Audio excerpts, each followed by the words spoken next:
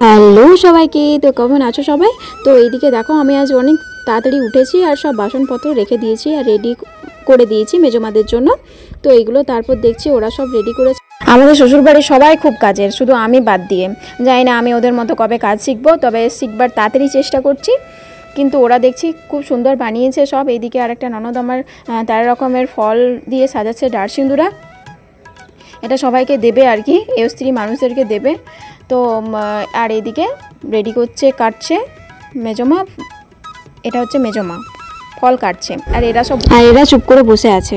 না গো, এরা বসে নেই সত্যি। এটা হচ্ছে আর একটা ননদ, যেটা আকাশি কালারের শাড়ি পরে আছে। সে সব কিছু করেছে, ভোগের লুচি, মালপোয়া, সুজি, এগুলো সে নিজেই বানিয়েছে। পিঙ্ক কালারের শাড়ি পরে, ওটা মাসিমণি। এটা হচ্ছে আরেকটা ননদ, আর এটা হচ্ছে মেজমা, অরেঞ্জ কালারের শাড়ি পরে আছে যে। আর আরেকটা যে ছিল সেটা হচ্ছে একটা মাসি। আর এদিকে মা রান্না করছে আমাদের সবারই জন্য। তারপরে এদিকে দেখলাম কাঁঠালটা ছাড়িয়ে রাখা হয়েছে। আর আমি এদিকে আটা নিয়ে বসে গেছি, যেটা আর কি প্রসাদ দেওয়া হবে সেটা। ভোগের জন্য আমি কিছুই করিনি, আর আমি করতেও পারি না খুব একটু, সত্যি কথা। আমার থেকে ওরা অনেক ভালো পারে। এদিকে পোস্ত, শাক ভাজা, ডাল সব রেডি। তারপর আমি আটাটা মাখবো। এটার বাইরে আর কি, মানে সবাইকে প্রসাদ দেওয়া হবে, সেটার লুচি বানানো হচ্ছে। আর এদিকে সোমা সব ফল টল কেটে রেডি করছে।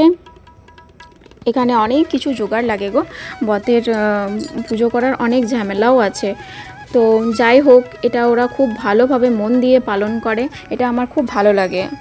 মানে আমি পালন করতে চাই কিন্তু পারি না ওদের মতো। ওরা সব এক্সপার্ট ননদ, আমার সব ননদগুলোই আমার খুব এক্সপার্ট। তারপর তো এক্সপার্ট আছে আমার শাশুড়িরা, মানে রাজার কাকিমা, ওর মা, সবাই খুব এক্সপার্ট। তো তাদের কাছে আমি কিছুই না, জানি না কবে শিখবো, হয়তো শিখে যাব একদিন। তারপর দেখো এদিকে রেডি করা আছে বতের যা যা দরকার লাগে, 13 রকমের ফুল, 13 রকমের ফল, ডার সিঁদুরা। অনেকক্ষণ পরে আমি এবার লুচিগুলো ভেজে নেব।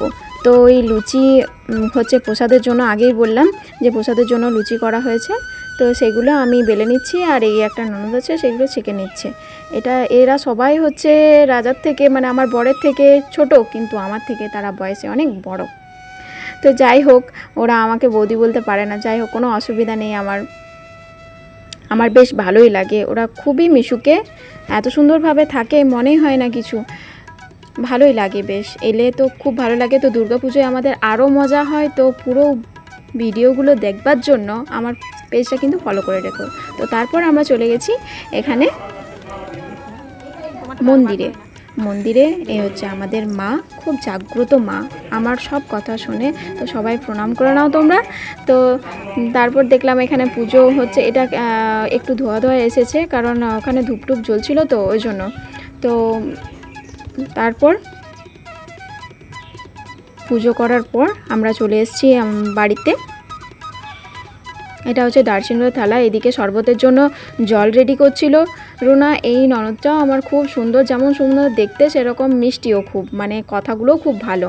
এদিকে মেজমা আর ওই মাসিমণিটা একটা পরিয়ে নিল, দুজনকে সুতো পরিয়ে নিল। এরাই বধ করেছে আসল। আর রুনা, সোমা, ওরা মেজমাকে হেল্প করেছে। তারপর রাজাবাবু এদিকে সুতো পরে নিল। তো বেশ ভালোই লাগে। তো মেজমার একটা জিনিস কি, সবাইকে সুতো না পরিয়ে সে জল খাবে না, আর যতই কাজ থাকুক হাসি মুখে সবগুলো পার করে। এটা কিন্তু খুব ভালো একটা জিনিস, যেটা সবাই পারে না কিন্তু। তো বেশ ভালো লাগে, কিন্তু এটা আমার শিখতে হবে। বসে পড়েছে আমার ছেলে সুতো পরার জন্য। তো বেটু এখানে সুতো পড়ছে, তো খুব এক্সাইটেড ও সুতো পরার জন্য। আর সুতোটা তো ওর থেকে খুব বড় হয়ে গেছে, কারণ মেজমা বেরিয়েই যাচ্ছিল ওটার পর। কিন্তু খুব মজা পায় ওগুলো করে, আর সবাইকে দেখতে পেয়েও খুব আনন্দ পায়। আমার মতো সে একাই থাকে, ওই জন্য তার খুব ভালো লাগে সবাইকে দেখলে। আর তারপর আমি পড়ে নিলাম, মেজমাকে কাছ থেকে আশীর্বাদ নিয়ে নিলাম। তো টাটা।